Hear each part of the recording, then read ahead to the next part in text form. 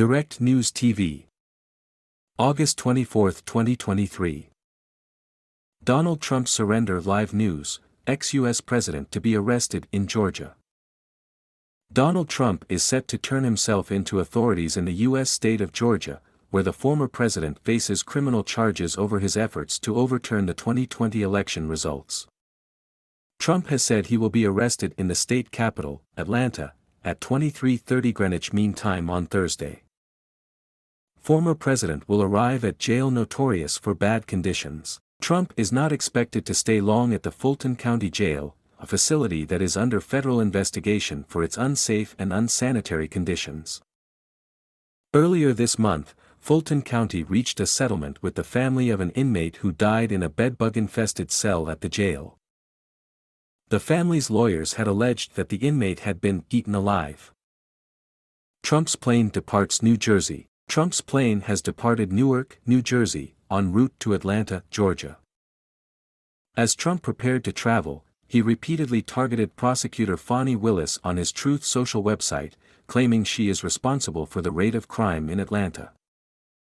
Trump has regularly attacked prosecutors in the 4 criminal indictments he faces, accusing them of seeking to derail his re-election bid in 2024.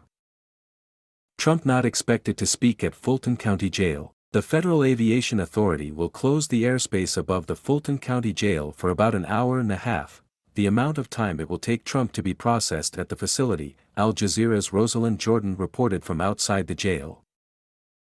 However, Trump is not expected to speak outside the jail. Instead, he has said he will do an interview with the right-wing Newsmax channel after he is booked.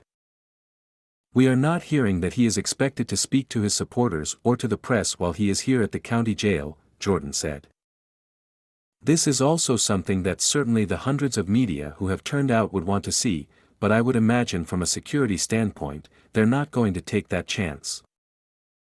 Trial could last months, former federal prosecutor. Speaking to Al Jazeera, Nima Rahmani, a former federal prosecutor, said a trial involving all 19 co-defendants could stretch on and on.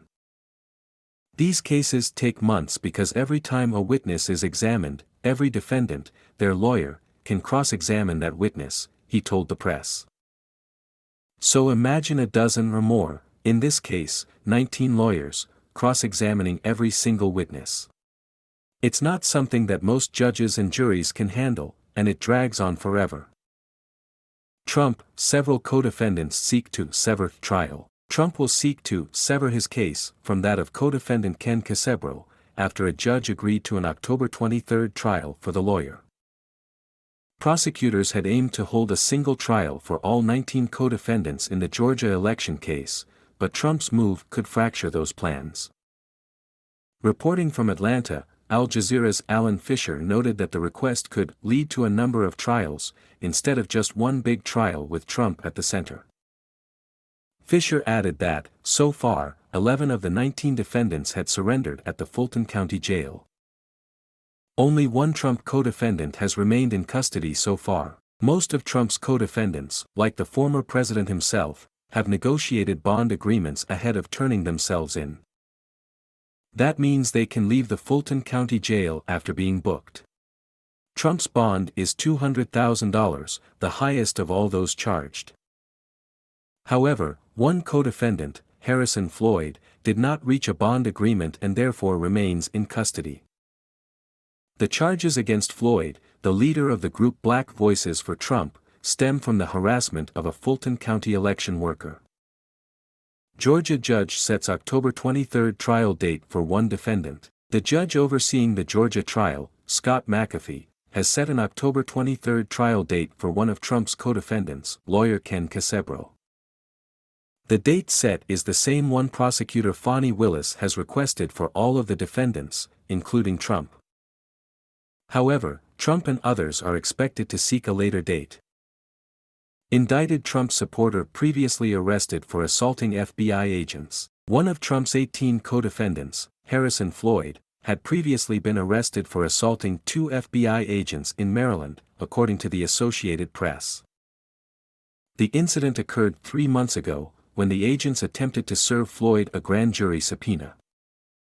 In an affidavit filed in U.S. District Court, FBI agent Dennis McGrail described how Floyd screamed, cursed and jabbed a finger in an agent's face.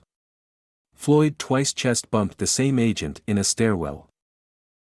He was ultimately charged with simple assault against a federal officer. In the Trump case, Floyd has been charged with violating Georgia's anti-racketeering law, conspiring to commit false statements and illegally influencing a witness. The charges stem from the harassment of Ruby Freeman, a Fulton County election worker.